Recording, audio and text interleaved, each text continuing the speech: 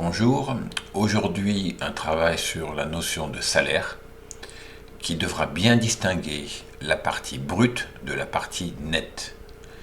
Pourquoi? Parce que lorsque vous répondrez à une annonce, une offre d'emploi, attention, le salaire libellé est toujours indiqué en brut. Il y a une différence très importante avec le net que nous allons voir ensemble. Alors, tout d'abord, pour distinguer le salaire brut du salaire net, le salaire net sera moins élevé. Pourquoi?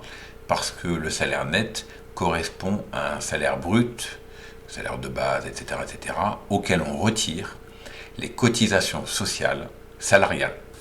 Donc c'est une soustraction, on le voit ici, on doit retirer ces cotisations qui vont être versées directement par l'employeur à la sécurité sociale.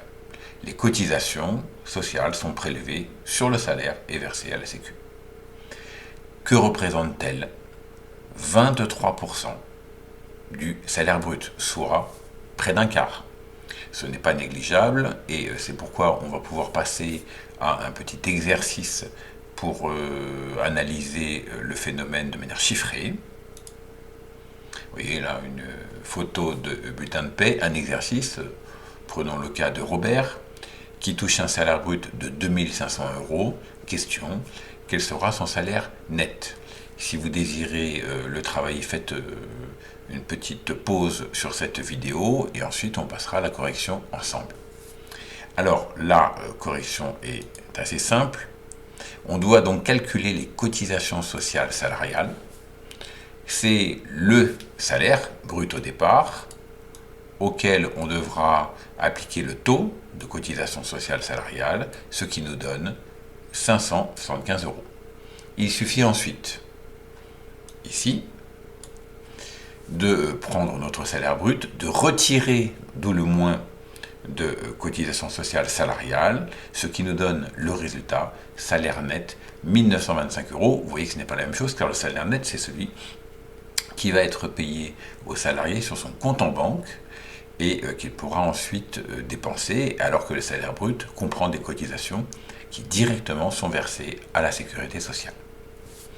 Pour continuer, se donner quelques données chiffrées, pour avoir une idée un petit peu, en moyenne en France, un salarié gagne 2830 € brut, et vous voyez la différence avec le net, ce n'est plus que 2130 € net en moyenne. Donc vous voyez la différence de 700 €, c'est important. Et si on raisonne en termes de salaire brut médian, c'est-à-dire qui coupe la population en deux parties égales, alors la moitié des Français gagnent moins que 1675 € et l'autre moitié gagne plus. Avec cela, vous avez une idée du niveau des salaires en France. Alors, pour continuer, il faut faire attention parce que, et c'est déjà beaucoup moins connu, les patrons payent aussi des cotisations sociales directement à la Sécu, qu'on appelle cotisations sociales patronales, et qui représentent un tiers, 33% du salaire brut. C'est pourquoi lorsqu'un patron embauche un salarié, il est obligé d'opérer des calculs pour voir s'il peut se permettre de régler l'ensemble des coûts. On va donc réaliser là aussi un exercice, d'abord calculer les cotisations sociales patronales, CSP, et ensuite se poser la question, faut-il les retrancher du salaire brut, du salaire net peut-être, faut-il les ajouter au salaire brut ou au salaire net? Répondez à ces deux questions. Mettez sur pause si vous voulez faire l'exercice et on va passer à la correction. Correction tout d'abord. Donc 2500, comme d'habitude, 33%, ça nous donne 825 € payés par le patron. Mais attention, ces 825 € ne sont pas retirés du salaire brut. Car ce qui est retiré du salaire brut, c'est la partie payée par les salariés, cotisation sociale salariale. En fait, le patron doit calculer non seulement son salaire brut, mais aussi les CSP et les ajouter. Il va donc régler ces CSP directement à la sécurité sociale. Ça n'apparaîtra même pas sur la fiche de paye, mais lui doit en tenir compte puisqu'il va régler ceci à la sécurité sociale. Donc vous ne vous en rendez pas compte quand vous répondez par exemple à une offre d'emploi à 2005, mais le patron lui doit payer en plus ces 825 € qui représentent environ un tiers du salaire brut. continuons notre travail pour se donner quelques idées finalement. Que touche la sécurité sociale? Elle touche l'ensemble des cotisations sociales. Et l'ensemble des cotisations représente la partie des salariés et la partie des patrons. Donc en tout, la sécurité sociale, grâce au salaire de Robert, va toucher 1 300 € par mois. Ce qui explique pourquoi, au total, les cotisations sociales versées en France en 2013, de tous les salariés, sur tous les salaires, représentent la somme très importante de 293 milliards d'euros. Et finalement, cette somme, qu'est-ce que c'est? Il s'agit de la partie du salaire qui est versée à la sécurité sociale.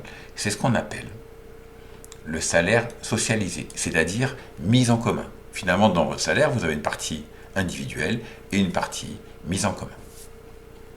Regardons un peu plus le détail finalement, et c'est pourquoi il faut analyser le point de vue des salariés. Le salaire, et c'est peu connu, comporte deux parties. Le salaire net que vous touchez sur votre compte en banque qui vous permet de consommer. Là, tout le monde est d'accord, tout le monde le connaît, et l'erreur communément faite par les individus, c'est de croire que le salaire, c'est le salaire net. Non. Le salaire comprend la partie individuelle, certes, mais elle comprend ce qu'on appelle le salaire socialisé, c'est-à-dire la partie collective qui va être versée à la sécurité sociale et qui permet d'être sécurisée. C'est donc une mise en commun d'une partie du salaire. Et tout ceci paye. L'assurance maladie, quand vous êtes malade, quand vous allez éventuellement dans certaines cliniques, les allocations familiales, très important, versées si vous avez des enfants.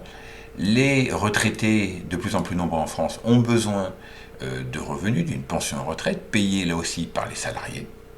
Et bien sûr, les allocations chômage quand vous êtes inscrit à Pôle emploi et que vous avez déjà travailler.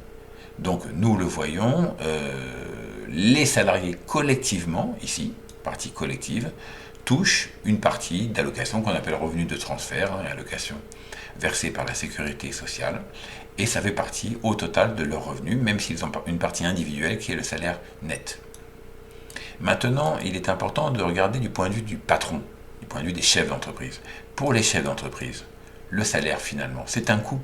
C'est ce qu'ils doivent payer. C'est ce qu'on appelle le coût du travail.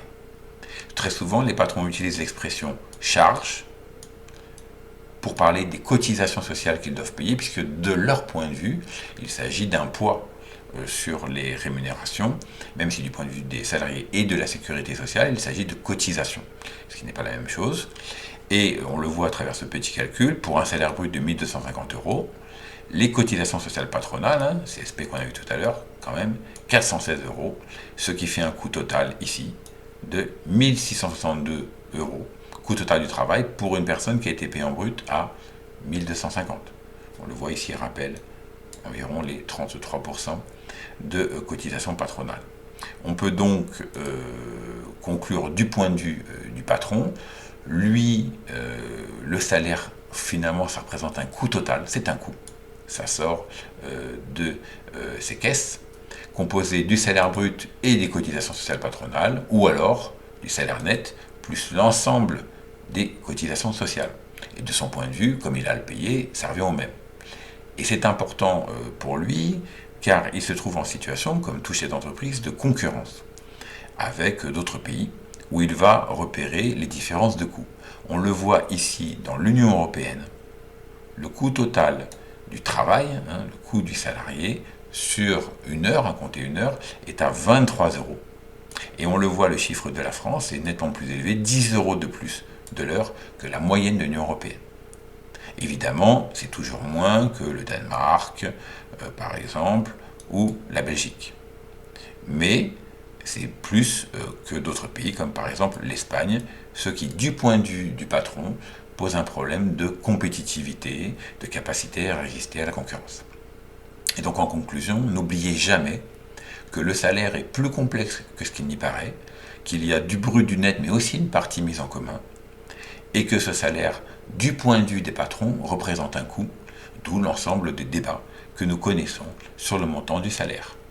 À bientôt pour une prochaine vidéo.